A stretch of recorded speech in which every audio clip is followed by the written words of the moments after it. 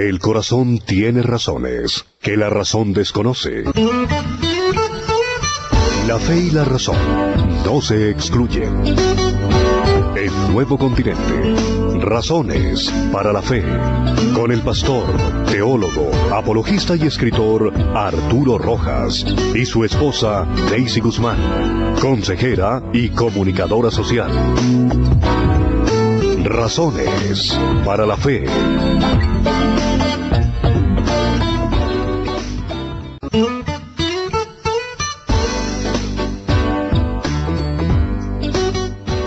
Buenas noches, nos encontramos de nuevo aquí en este espacio de nuestro programa Razones para la Fe.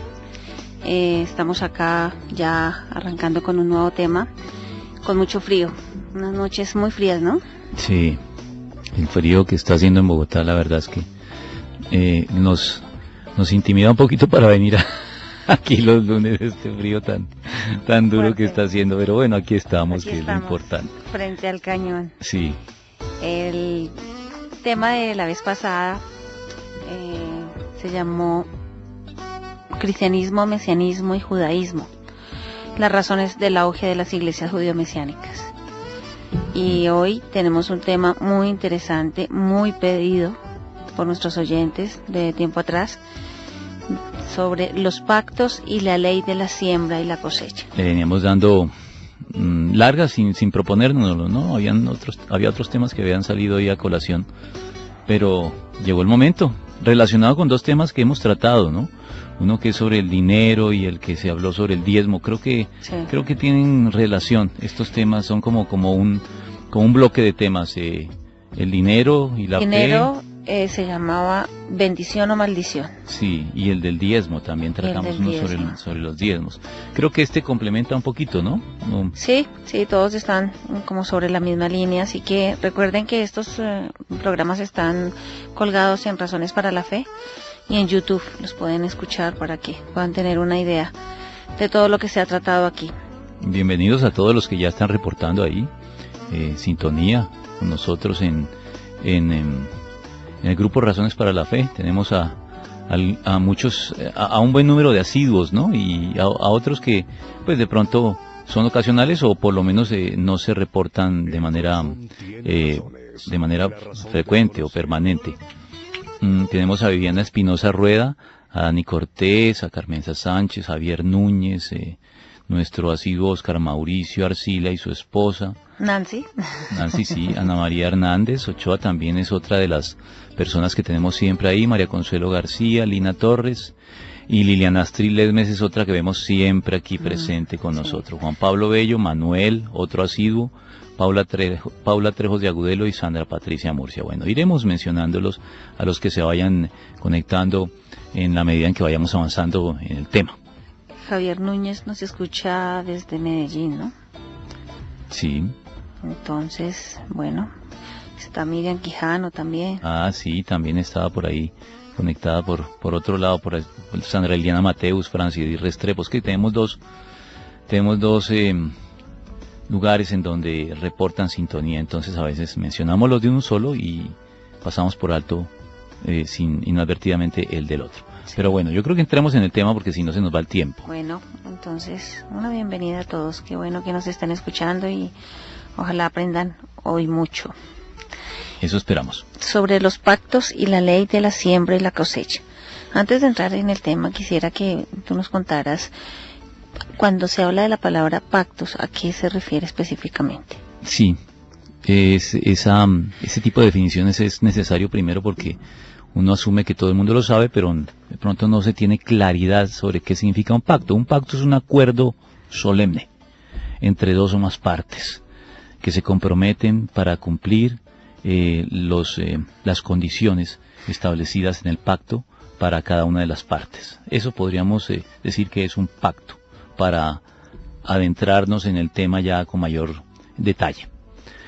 La Biblia habla de pactos entre creyentes y Dios. Sí, la Biblia habla de pactos. La verdad es que la palabra pacto está en la Biblia y está de manera abundante. Hay una canción de Marcos Witt, me parece que dice Dios de pactos. Dios de pactos. Y la canción acierta en el título, Dios es un Dios de pactos. Uno, desde el Antiguo hasta el Nuevo Testamento, y ahorita aclaro algo en relación con la palabra testamento justamente, encontramos de manera abundante en el hebreo la palabra berit, y compuesta además no solamente de manera aislada, sino en muchas expresiones compuestas muy abundantes, y berit se traduce como pacto en el Antiguo Testamento. También en el griego, la palabra griega que se utiliza para pacto es diateque. Y aquí tengo que hacer una claridad. ¿Por qué digo que Dios es un Dios de pactos? Porque en realidad, de verdad, el Antiguo y el Nuevo Testamento no se deberían traducir Antiguo Testamento y Nuevo Testamento. La traducción más precisa es Antiguo Pacto y Nuevo Pacto. Las palabras que traducimos nosotros como testamento es una traducción tal vez no la más apropiada. En algunos contextos, pero minoritarios, tal vez sí, la palabra que usualmente se traduce como pacto puede indicar herencia o legado, pero es un número minoritario de pasajes. Y la verdad no sé, habría que mirar por qué se terminó imponiendo esa traducción que hace referencia a un más bien pequeño número de versículos. La mayoría de versículos que mencionan berit o diateque se traducen más precisamente como pacto. Así que sí, la respuesta puntual a la pregunta que me acabas de hacer es que la Biblia sí habla de muchos pactos, no solamente entre los creyentes y Dios, sino en el Antiguo Testamento encontramos pactos entre diferentes grupos humanos o diferentes hombres con otros hombres. Se habla también de pactos en este contexto. Así que la noción de pacto está muy arraigada en la Biblia. No podemos negar que eso es una realidad. Bueno, eso quiere decir que el concepto de pactar con Dios es bíblico. Aquí es donde comienzan los problemas, porque si bien hemos reconocido que la palabra pacto y la noción de pacto está a lo largo y ancho de la Biblia, y que nuestras dos divisiones se deberían llamar Antiguo Pacto y Nuevo Pacto más que Antiguo Testamento y Nuevo Testamento, la manera en que se está entendiendo hoy en un movimiento cristiano cada vez más creciente y problemático, la palabra pacto es errada. No pactamos con Dios. La verdad es que los cristianos no pactamos con Dios. Dios nos plantea un pacto y nos dice, Él establece las condiciones. El pacto no es una negociación con nosotros, no es que Dios nos llama en términos de igualdad y nos dice, bueno, vamos a hacer un pacto como se haría entre hombres o como se hace entre los hombres. Entre los hombres sí es un proceso de negociación por el cual tú te reúnes con la persona con la que vas a pactar y comienzan a establecer las condiciones y uno puede entrar hasta en regateos o yo cedo esto y tú das esto. Con Dios no sucede así. Es cierto que Dios es un Dios de pactos, pero los pactos que Dios propone al hombre son de lo tomas o lo dejas. Son unilaterales. La mayoría son unilaterales, pero aún los bilaterales, porque hay algunos pactos bilaterales, Dios es el que establece las condiciones, siempre, sea pacto unilateral o sea pacto bilateral, Dios establece las condiciones, que Él va a cumplir si es unilateral, o que Él cumplirá condicionada a las que nosotros cumplamos, pero esas las establece Dios. Entonces ahí está el peligro de lo que te vengo diciendo. Las personas creen que pueden pactar con Dios. No, no podemos pactar con Dios. Dios nos ofrece los pactos que Él ha suscrito con nosotros y nosotros lo único que podemos hacer es, los asumo, Señor, me someto a ellos, me rindo a ellos, o no, pero no puedo cambiar las condiciones ni inventarme nuevos pactos sobre la marcha para pactar de nuevo con Dios. Ese es, creo, el error garrafal que se está cometiendo hoy en amplios sectores del cristianismo, que creen que pueden entrar a pactar con Dios en los términos que yo establezca o que yo imagine o que yo deseo. Y eso no es así. Somos un poquito pretenciosos, ¿no? Sí. Como igualados, diríamos. Así es, así es. Y fíjate que incluso hay una palabra que sirve mejor para designar los pactos que Dios le propone al hombre. La palabra es alianza. Suena mejor. Alianza, porque la alianza es un tipo de pacto, pero es un tipo de pacto que en la antigüedad suscribían los reyes con sus súbditos, es decir, era un pacto establecido con un superior hacia un inferior, y el inferior acataba. Exactamente, lo acataba, lo suscribo y me comprometo, o no te comprometes, pero no puedes entrar a negociar ni las cláusulas ni las condiciones. Esas las establece el superior.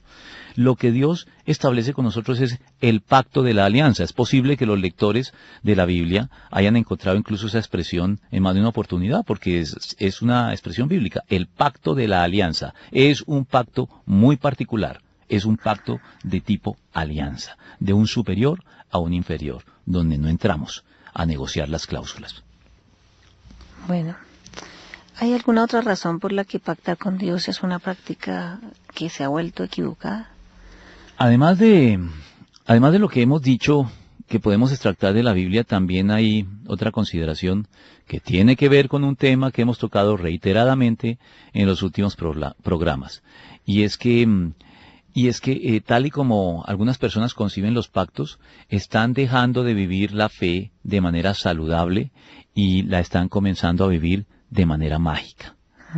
Los pactos, como los conciben muchos cristianos hoy, no son fe auténtica, son una fe aparente, que lo que encubre en realidad son actitudes mágicas, y hemos hablado bastante de la magia en más de un programa últimamente, y aquí tenemos que volver a tocar ese tema. No nos relacionamos con Dios de esa manera transaccional por la que yo doy, tú das.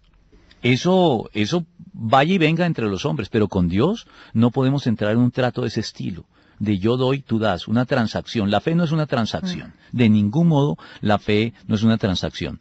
Yo recuerdo las palabras de un judío, un psiquiatra muy, muy prestigioso, es uno de los creadores de las 3 escuelas psicoanalíticas de Viena, después de Freud y de Adler, y es Viktor Frankl. Viktor Frankl, que no es un creyente cristiano, y tampoco podríamos decir que es un creyente ortodoxo del judaísmo, es un judío, sí, pero no es necesariamente creyente.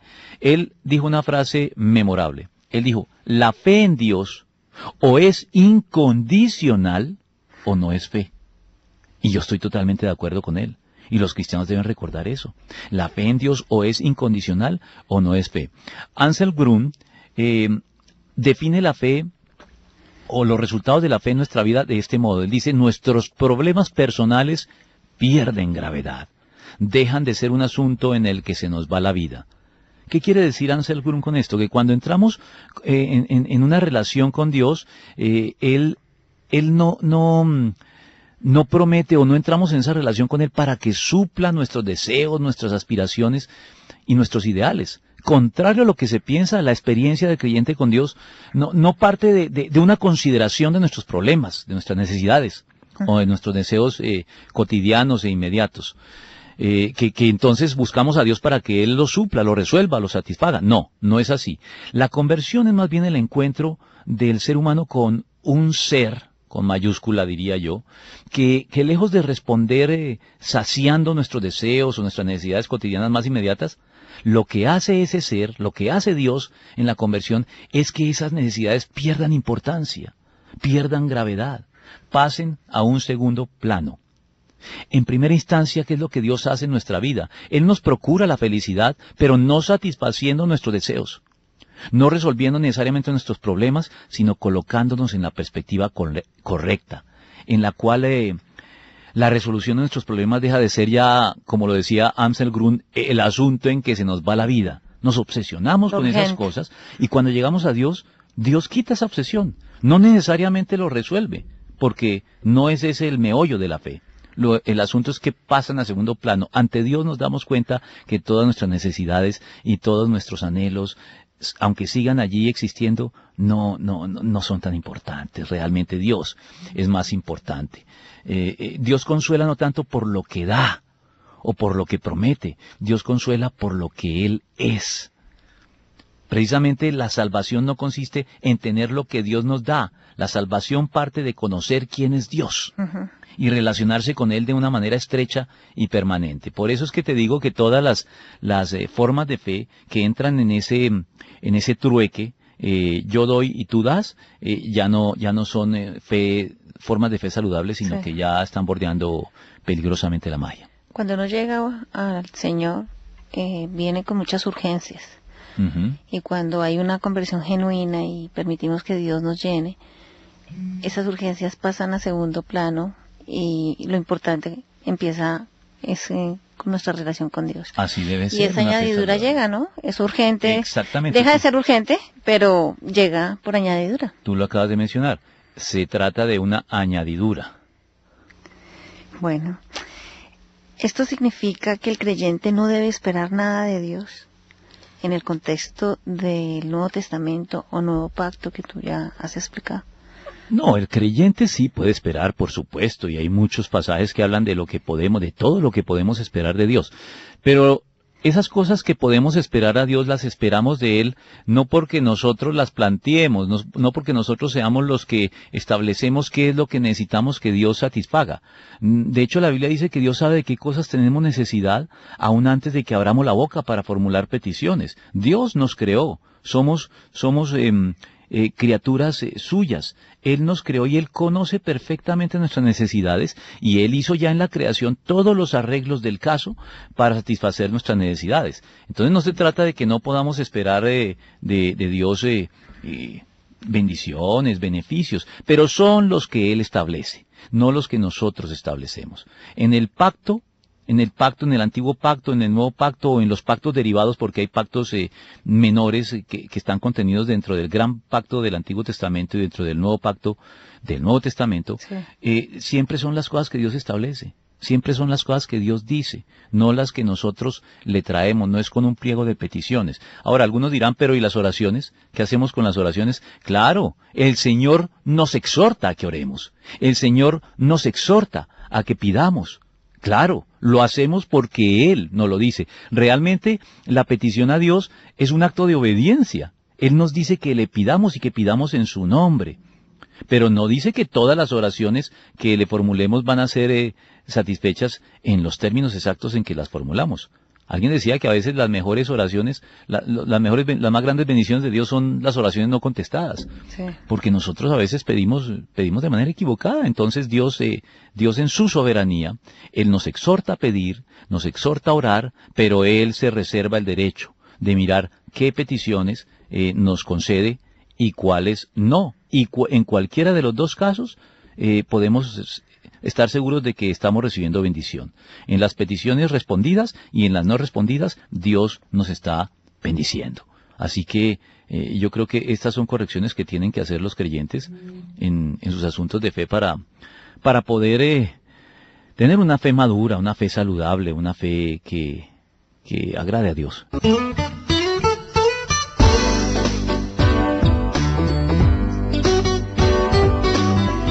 Seguimos en nuestro tema, los pactos y la ley de la siembra y la cosecha, en nuestra emisora Nuevo Continente, la alternativa diferente. Reportamos sintonía de varias personas. Está Livia Useche, desde San Antonio, Texas. Está Eliana Jara y William Cubillos, Felman Velázquez, Mauricio Rojas. Darío Posada también por aquí se ha unido. Ok. Bueno, bienvenidos. Sí, todos los que se van uniendo son todos bienvenidos. Aquí estamos muy complacidos de contar con ustedes entre la audiencia. Sí, qué rico que nos están escuchando. Mira, yo quiero, antes de que de pronto me formules otra pregunta, sí. Porque quería citar algunas cosas de la Biblia para mostrarle a los creyentes que sí podemos esperar, por supuesto, muchas bendiciones de Dios en el contexto del pacto, del nuevo pacto. Sí. Hay un pasaje que es, creo, conocido por muchos y es Hebreos 11:6. Dice, en realidad, sin fe es imposible agradar a Dios, ya que cualquiera que se acerca a Dios tiene que creer que Él existe y que recompensa a quienes lo buscan. Por supuesto que la fe tiene recompensa y tiene recompensas temporales en esta vida, pero sobre todo en la vida venidera, en la vida eterna. Esas son las recompensas 100% garantizadas.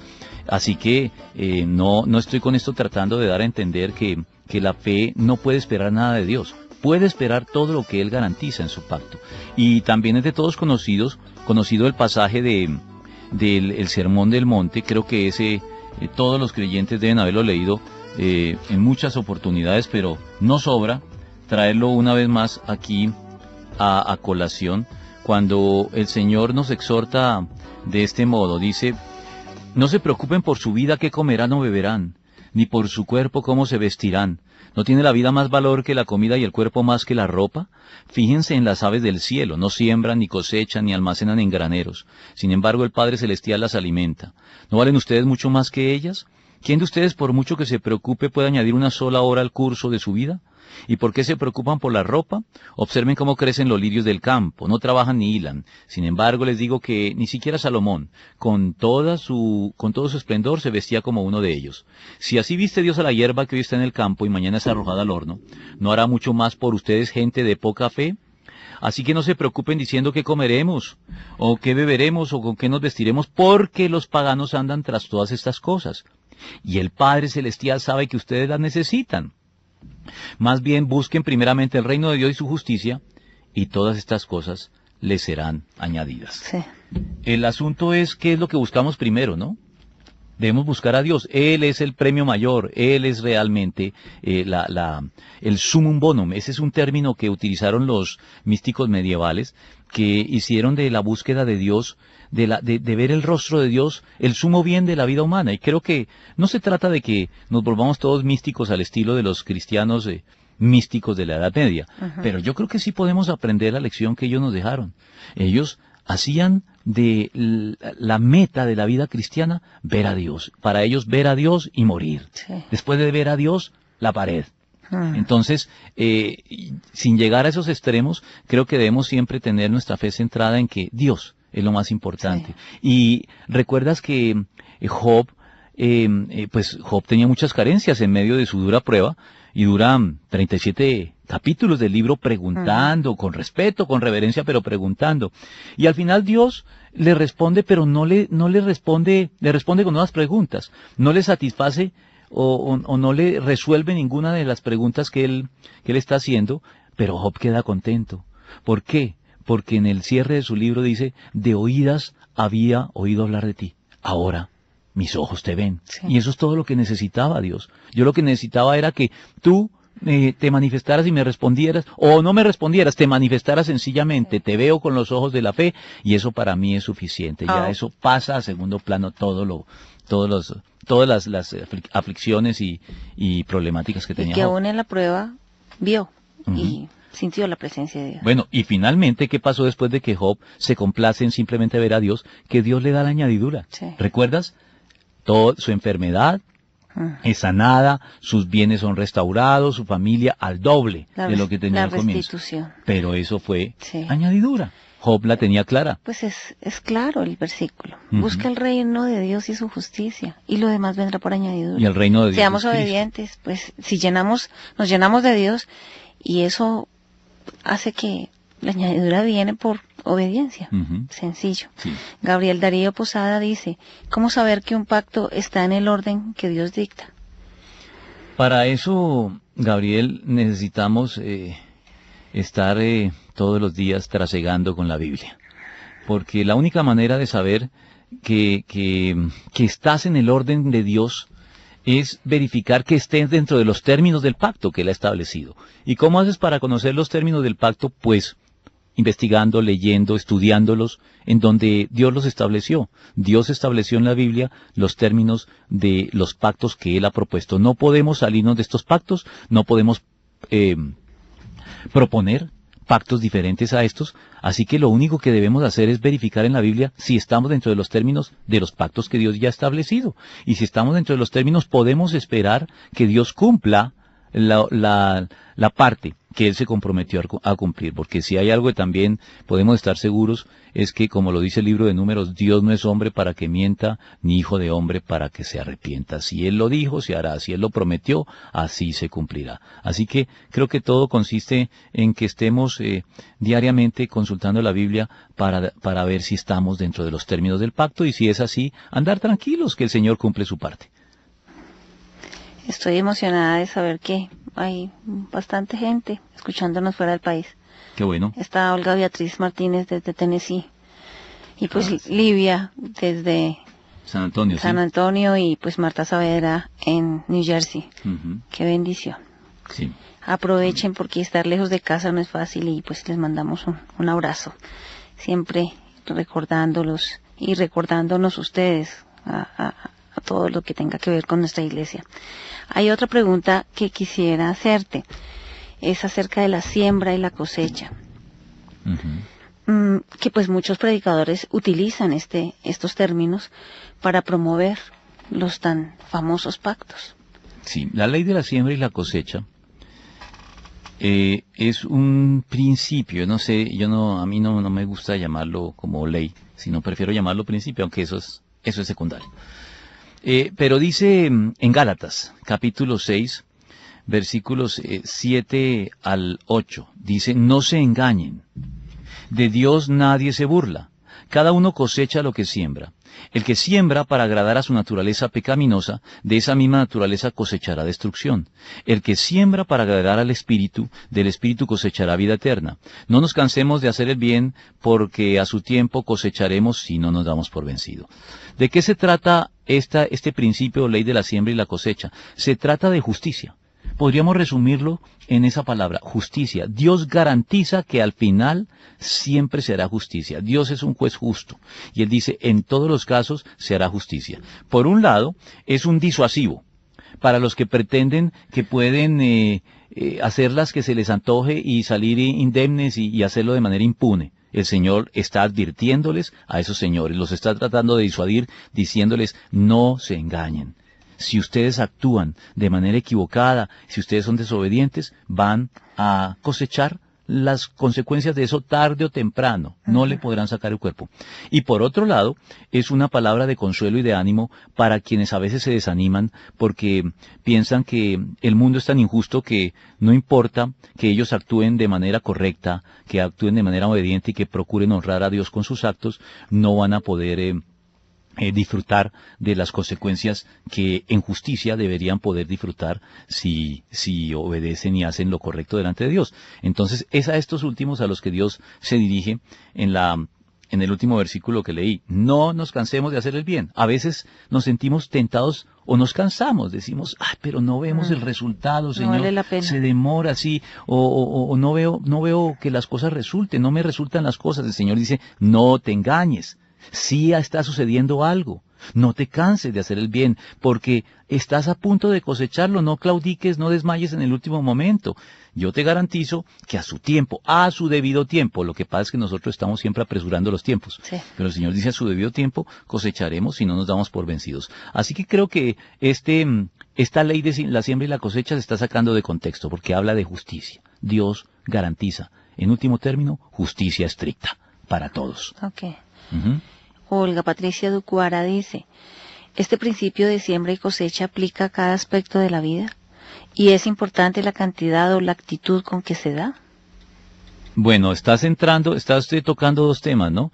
Primero, pregunta si se aplica a todos los aspectos de la vida. Tendría que responderte que sí. Dios garantiza que en todos los aspectos de la vida, en último término, habrá justicia. Puede que se demore, la justicia tarda en algunos casos, pero la justicia siempre llega. La justicia de Dios, tal vez la del hombre no, pero la de Dios siempre llega. Pero después hablas de dar, sí. Y ahí es cuando empezamos a distorsionar este principio, porque yo no sé si ustedes aquí leyeron el verbo dar en alguna parte. Yo no lo leí. No. Dice, no se engañen, de Dios nadie se burla, cada uno cosecha lo que siembra. Está hablando de sembrar y no de dar. Y aquí es donde también vienen los problemas, que sustituimos el verbo sembrar por el verbo dar. Decimos siembre, ¿y qué es lo que estamos diciendo? O no decimos, los predicadores que promueven este tipo de cosas dicen siembre, y lo que están tratando de decir es de. Y eso no es lo que dice allí. Ahí no dice que necesariamente sembrar es dar, aunque no estoy condenando el dar, sino estoy condenando el dar con la actitud con la que algunos predicadores lo fomentan, sí, entre los cristianos. Creo que allí estamos saliéndonos por completo de este principio. No estamos obrando dentro de la justicia, sino que estamos tratando de manipular a Dios y de entrar en una relación con Él de tipo transaccional. Yo te doy, tú me das. Sí. Y eso es magia. Volvemos. Sí. Eso es magia. Y eso es lo que vemos en los medios de comunicación cristianos, ¿no? Sí, de manera abundante. Es el verbo dar, básicamente. Se disfraza con el verbo se disfraza sembrar. sí, se vuelve muy espiritual, ¿no? Además, mira Entre comillas. la índole. Siempre se habla de dinero cuando se utiliza. ¿Dar qué? Dar dinero. Dar dinero. Dar dinero. Y aquí no habla del dinero. Aquí lo que dice es que hay la semilla puede ser de dos tipos, o de dos tipos diferentes de la índole de la semilla. Una para agradar al espíritu y otra espiritual. Para la carne. Material. Entonces, dinero. No necesariamente lo material tiene que ver con la carne y lo espiritual con lo inmaterial, sí, es cierto. Sino que tú puedes, aquí no se habla del dinero, aquí se habla de dos tipos de cosecha, una es para la carne y otra es el espíritu. Entonces, yo puedo dar para la carne y puedo dar para el espíritu. Entonces, el dar no es la garantía de que uno está dentro de esta ley. Yo puedo dar con una actitud carnal. Sí, claro. Y yo puedo dar con una actitud espiritual. Si doy con una actitud carnal, voy a cosechar para la carne. Fíjate que Eligia Ruiz dice, ¿puede acaso alguien regalarle algo a Dios para que Él esté obligado a darle algo a cambio? Está en Romanos 11:35, sí. En la versión lenguaje actual. Sí, y la respuesta es una pregunta retórica. Las preguntas retóricas en la Biblia son aquellas preguntas cuya respuesta es tan obvia que no se consigna la respuesta porque, como quien dice, oiga, blanco es gallina lo pone, ¿no?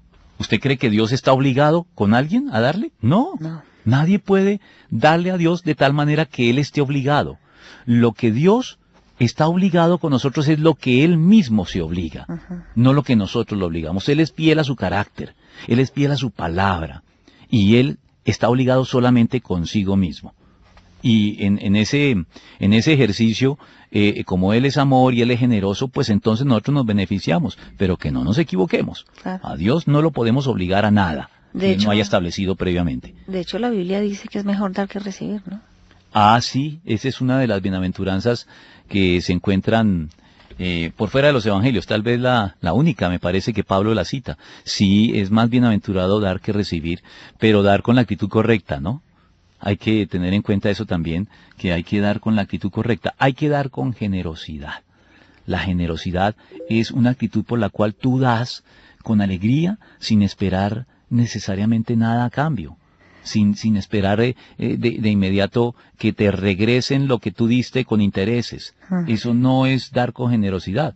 En relación con las ofrendas y los diezmos, podríamos también decirlo, por allá en la primera o la segunda epístola de los Corintios, el apóstol Pablo decía que Dios ama al dador alegre, al dador que da simplemente por el gusto de dar, y no con la actitud calculada de qué voy a obtener a cambio de lo que estoy dando. Sí. Y esa última actitud es la que muchos cristianos están manifestando cuando atienden a esos predicadores que apelan a la ley de la siembra y la cosecha para exhortarlos a dar, y ellos dan y están sembrando para la carne. Me da pena decírselos, pero van a cosechar para la carne, porque la actitud con la que están dando es una actitud carnal.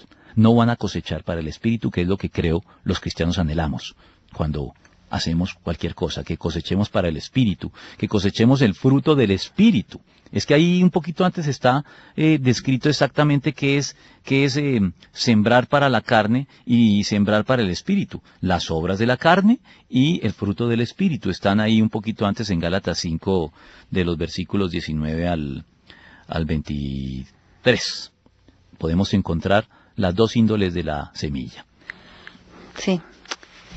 Qué problema, ¿no? Con malentender la palabra. Sí.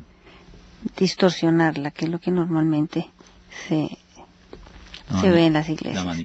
La manipulamos para lo que creemos que nos conviene, porque ni siquiera sabemos realmente lo que nos conviene. Dios sabe mejor lo que nos conviene que nosotros mismos. ¿Cuál debe ser la actitud correcta para dar? La actitud correcta, como te lo dije en una palabra hace un momento, generosidad. Pero si quieres desglosarla, la actitud correcta debe obedecer a cosas como el amor, la alegría, la paz, la paciencia, la amabilidad, la bondad, la fidelidad, la humildad y el dominio propio. Si estas son las motivaciones que nos llevan a dar, estamos sembrando para el espíritu. Pero si lo que hacemos es por codicia, damos por codicia, eso está claramente señalado como una de las obras de la carne. Sí. Y no podemos pensar que Dios va a respaldar No, jamás. este tipo de motivaciones, de iniciativas. Y el Señor conoce nuestros corazones. Ujú. Así no lo digamos, el Señor sabe cuál es nuestra motivación en el momento de dar. Es que eso es lo que se nos olvida a veces, fíjate. La gente cree que hacer lo correcto es todo lo que Dios mira, y Dios no mira solamente la acción. La acción puede ser correcta, dar puede ser correcto, pero Dios mira la intención y la motivación. Son dos cosas diferentes a la acción. Toda acción humana obedece a una motivación y busca alcanzar una intención. Y Dios mira esas dos. A Dios no los descrestamos con buenas obras hechas muy ceñidas al mandamiento, sino que Dios también examina nuestras motivaciones y nuestras intenciones. Y puede que los observadores nos aplaudan porque llevamos a cabo una acción muy generosa, aparentemente. Pero a Dios, que no lo podemos engañar, Él dice, eso quedó desaprobado porque yo sí conozco cuál es tu intención. Yo sé que no te guía la generosidad, sino la codicia. Y eso queda descartado. Y por eso no recibimos bendición. Uh-huh. Yo sé que no quieres bendecir a la persona a la que le estás dando. Realmente ese no es tu motivo. Lo que te motiva es obtener un beneficio posterior. Sí. Entonces, los que ofrendan o dan para beneficiar un ministerio cristiano, por ejemplo, que son los pastores que dicen, dé al ministerio, o deme a mí, y Dios le devuelve. Ya fallaron porque realmente ellos no quieren apoyar el ministerio como tal.